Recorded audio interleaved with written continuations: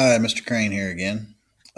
So I wanted to pick up where we left off. We have the third video on the water bottle lab, and we left off talking about our graph where we had our trials, our position of our holes, and we were adjusting our graph. But right now we will need to move to analyzing our data. So once we have our data, what story does the graph tell? What do you know about the effect of the independent variable on the dependent variable? Now remember, the independent variable is the thing in the experiment that the scientist is changing. So for here, what are we changing? Well, if you listed your independent variable earlier, you said that you were changing the position of the holes, right? And because we changed the position of our holes, what does that change? What are we measuring in this experiment? So in this experiment, we're measuring the rate of flow of water. So that's our dependent variable. So what's our relationship? Changing holes has an effect on the rate of the water flow. All right. What position did you determine to have the fastest rate of emptying? So it doesn't matter on what you hypothesize. This is actually what the data is telling us right now. So if you look at this particular graph, we can kind of look at it, and it shows that the quickest rate of flow for here was position C, position C, position C-ish, not in this one, and in position C again. So which one had the fastest rate of flow according to this data? Was C.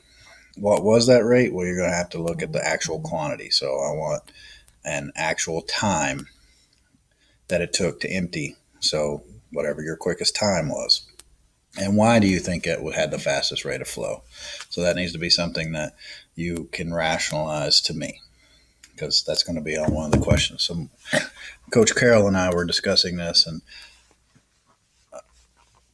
having to do labs like this is a very, very stressful. It's very unfair just because you don't have access to everything that we would normally have in the classroom. So the only way to basically give access to everyone is for everyone to do this the same way.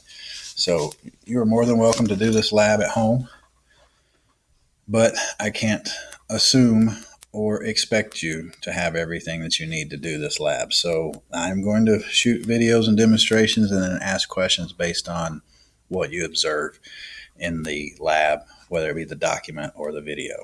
All right. So I'm only going to hold you accountable for what you can see. All right. And what you can touch. All right. So explain why. Write a conclusion. Answer the following questions. Or which hole position has the fastest rate? So what did you originally hypothesize? Do you accept or reject that? Does what you see in your data, does it support your original hypothesis? If it doesn't, you say you reject it. No big deal. Use actual data though, real numbers. Give me a rate, give me a y, and provide evidence of what you say. And then identify any sources of error. So let's look at a source of error real quick.